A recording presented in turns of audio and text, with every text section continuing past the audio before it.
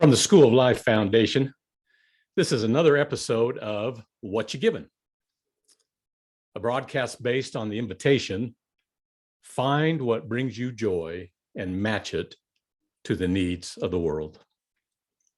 This becomes your gift.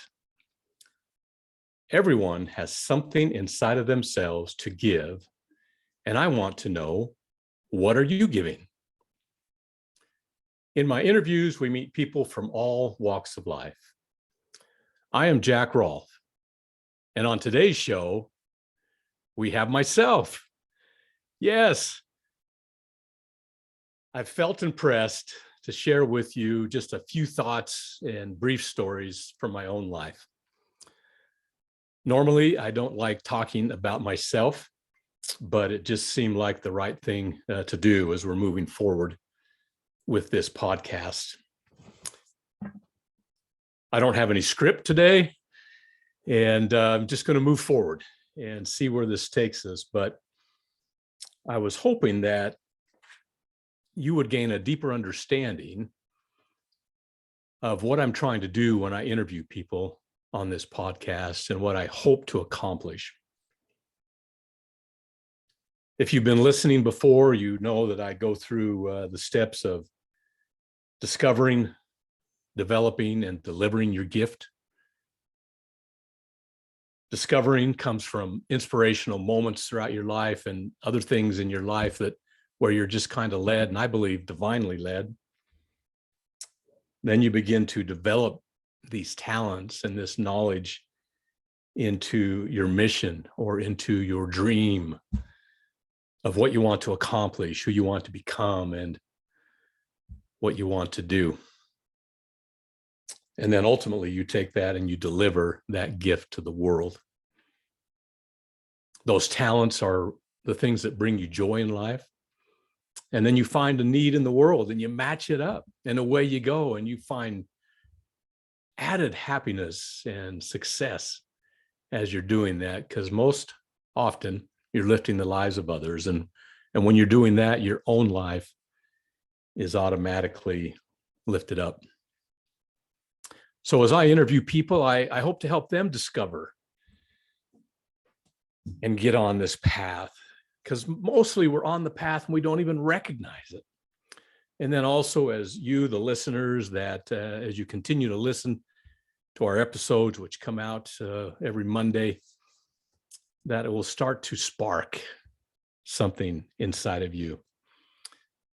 And so I'm just going to share briefly just a little bit about me, but I don't want to go too far with that. But after that, I'm going to go into 2 or 3 experiences in my life that will hopefully portray this message that I'm trying to get across, to let you get to know me a little bit better. And hopefully that'll help you as you listen when I interview other people. But I currently live in beautiful, sunny St. George, Utah. Just a wonderful place to live. My wife, Lexi, and I have lived here for about 20 years. We lived in Las Vegas, Nevada for about 20 years before that, which was a fantastic period of our life. And we both grew up in southern Idaho, southeastern Idaho. We have 5 children, and we have 14 grandchildren, and we absolutely love them very much. So that's enough of the personal stuff, or I guess the little nitty-gritty ticky-tack stuff, other than also I'm age 62 right now, and proud of it and going strong. At least I feel like I'm going strong. So let me start out with first thing. Growing up, I had a love for all sports, and basketball, of course, was one of those sports. And as I went through junior high and high school, I had a few injuries. And fortunately, my father had a good friend that was a physical therapist. And he brought me to his office. It was there in Idaho Falls, Idaho, and he worked out of the hospital. And he treated me for these injuries. And that really got me curious and interested about that profession of physical therapy. And actually, it ended up being my career. I was so interested in it. I went to school at the University of Utah, got my physical therapy degree there. Got a degree in another school, which we'll talk about here later in the episode. But physical therapy, I came out of physical therapy because of my love of sports. Getting out of school, I thought that I wanted to go into sports, become an athletic trainer, and started down that route. And interesting enough, an athletic trainer at the time, this was at Boise State University, had told me, get your physical therapy degree along with athletic training, and then you can decide from there what direction you want to go. And it just resonated with me. It felt right. One of those inspirational moments in my life. And so that's what I did. And getting out of school, looking at sports medicine, it's interesting. Some other path leading decisions and inspirational moments led me into treating in the geriatric world. And that's where I spent 30 plus years. I was providing physical therapy in skilled nursing facilities, also known as nursing homes, assisted living facilities, home health therapy. I still have a career currently providing compliance in a large organization that owns several nursing homes across the country. And so it's been a big, big part of my life. And I've worked with and I've treated thousands of patients. And I've learned from every one of them because I've taken time to listen to them. And many, many stories. One of the interesting ones, I guess, would be one day I was treating an individual and he wanted to talk rather than to go through the exercises. And I said, okay, let's go out in the courtyard. And we started talking. And I soon found out that he was one of the original owners of Ore-Ida Foods, stands for Oregon and Idaho. And he told me about the process. In fact, he was involved with it, how they discovered and created tater tots. I was speaking with the founder of tater tots, which I love tater tots, and I imagine you do too. But as we go through life, if we listen not only to our own soul but to others, we can learn a lot of things. Now, the basketball arena did not go away from me either. I worked as an athletic trainer, going to school on the college front. Played basketball after graduating and pickup games, that type of thing. And then when my children started coming along, they had an interest in basketball, and I coached them in little leagues, AAU, traveling teams, got involved coaching at the middle school level. Eventually at the high school level, I helped with some college camps, also helped with some WNBA camps. And basketball really has been a big part of my life. It's taken me to many different places in the country and in the world. And there too, I have coached thousands of young ladies, mostly coaching girls basketball. And I've learned a lot from them as well. But interesting enough, these two paths that I have been on throughout my life, where I've been working with young people in the beginning of life and the elderly at the latter stages of life. So I've seen both ends of the life spectrum, and decisions you make up front and where that has you end up later on in your life with those decisions you make as a younger person. And that was part of what sparked into me in putting together a talk. And this was back in, probably about 1993. I was asked to give a talk to a church women's organization called the Relief Society. And again, one of those inspirational moments of these learning experiences I'd had in the two career paths led me to talk about what I called the straight A's of life. did the talk, went well, and actually saved my notes on that. I rarely practice. That's probably the first and one of the only, I can maybe think of one other time I've saved notes for something like that. And so let's fast forward now a couple of years later. And a good friend of mine had asked me to go on a little business trip with him. Was living in Las Vegas, Nevada at the time, and they're just this dear friend, Mark Smith. If you're listening, Mark, give it a little shout out. Wonderful man, wonderful family. But he was in the process of writing some children's books, and he had a presentation back in Dallas, Texas, and asked me if I'd fly along with him and be a part of sitting in, and nothing else but just being there to support with that presentation.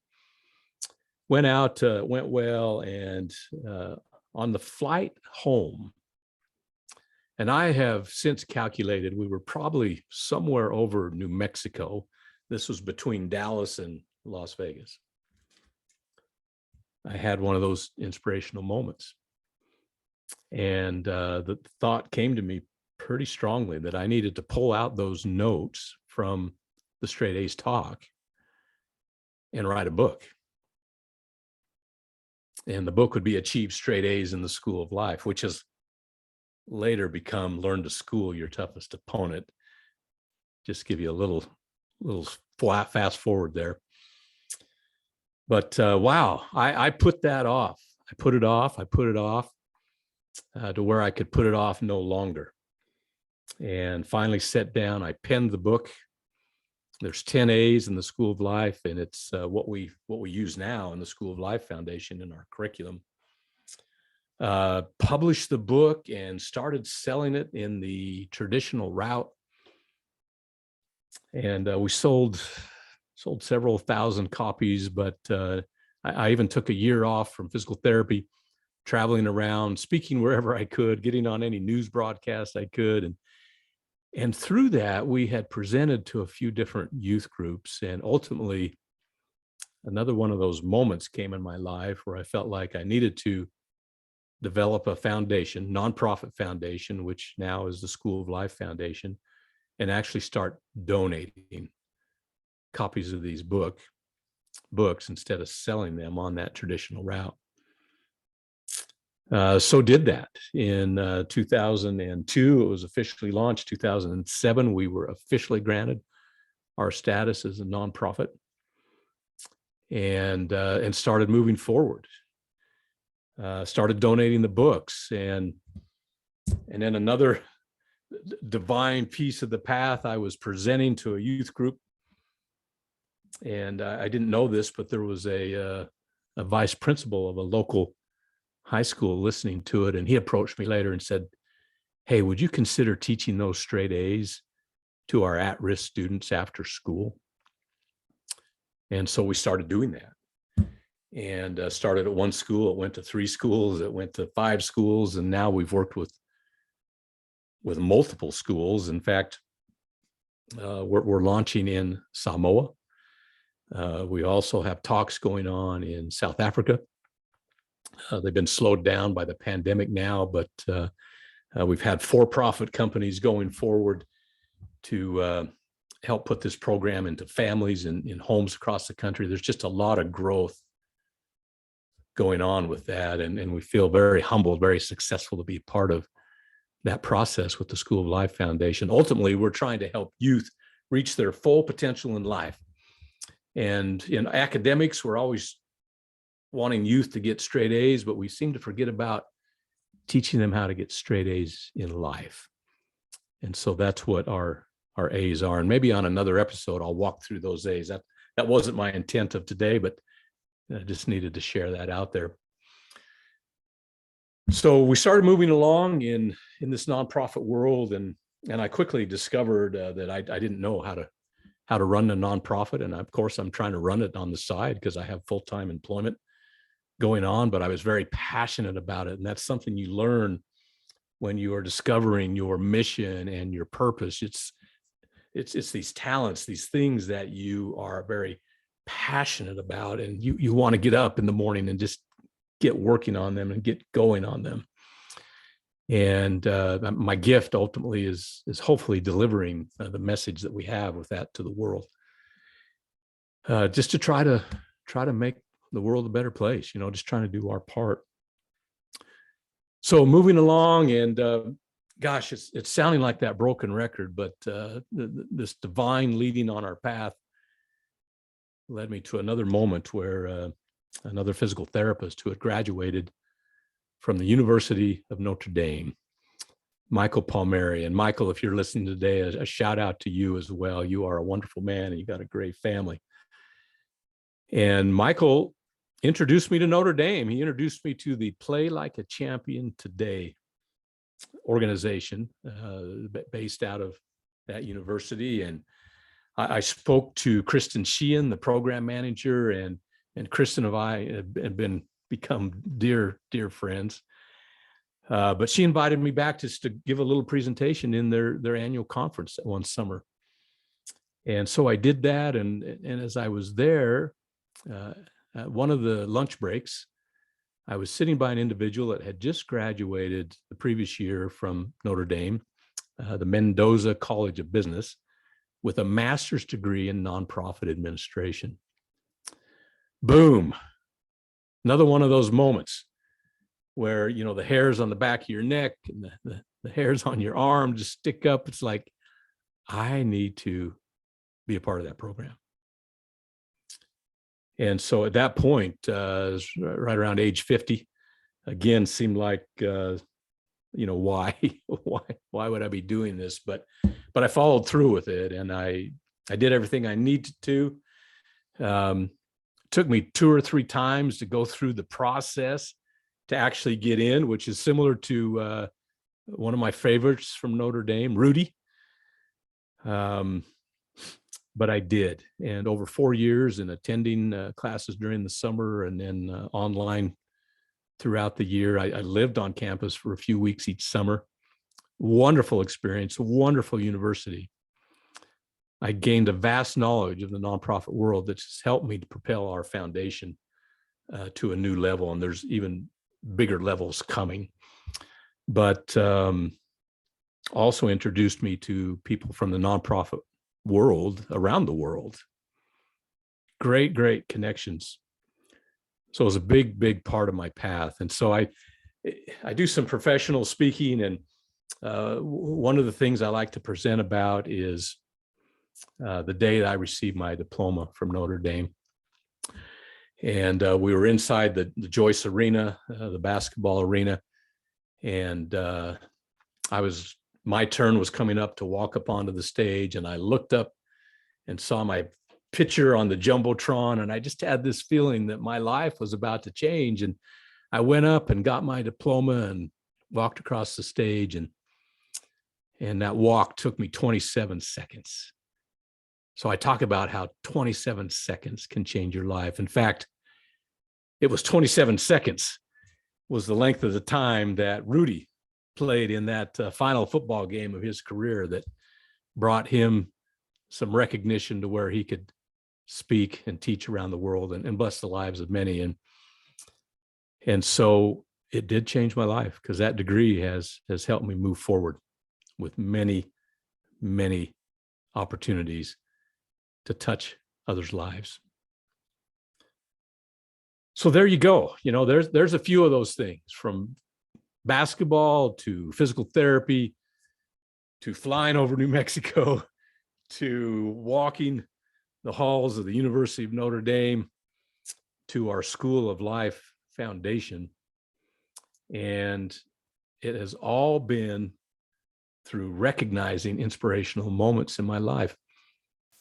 You've heard me present on the show again, and I'll present at the end again, but I'm going to say it now as well. Your mind reasons for you, your soul speaks to you, and your heart feels for you. But are you listening to your soul? And if you are listening, are you acting upon what you hear? Are you moving forward to make things happen? And as you do, you take these talents and gifts that you've been blessed with, as you discover them along the way, you develop them even further. And this causes you to develop your dreams and your mission, your purpose in life. Mark Twain said the two most important days in your life are the day you were born and the day that you discover why. And that why, I believe, is your purpose. And then this dream, this mission, you go out then and deliver, you give your gift to the world, and you use it to make the world a better place. And if we're all doing that, we'll all be better off. So I hope it's a pattern that as we go through this show, that more and more people will find and will discover and will learn from it. And I look forward to interviewing you. If you want to be on the show, reach out. We'll give that information here at the end. Or if you have information, send it to us through the contact that you'll give to us, or questions. It's interesting. In the very first week or two of launching this broadcast, we're already having people listen from around not only the country, but the world. You know, it's fascinating what we can do with technology these days and the social media platform, and it just introduces you to many. And I feel so blessed for that. So let's call it good there for the day. I don't want to run you on here forever. Hopefully something's been impressed upon you. Again, for listening to the show today, I hope you are remembering that your heart feels for you, your mind reasons for you, but your soul speaks to you. Are you listening? Did you listen today? If so, what did you hear? What did you learn? And now will you have the courage to act upon what you felt? Thank you. Thank you so much for tuning in. Please follow us on your podcast app so that each new episode is always downloaded, ready for you to listen in, and share it with others. If you want to send us a direct message or desire to be on the show, as I mentioned, you can do that to the email whatyougivin@gmail.com. A special thanks always goes out to our producers, Ben and Kayla Martin. Now it is time to move upward and onward and ask yourself, what you giving?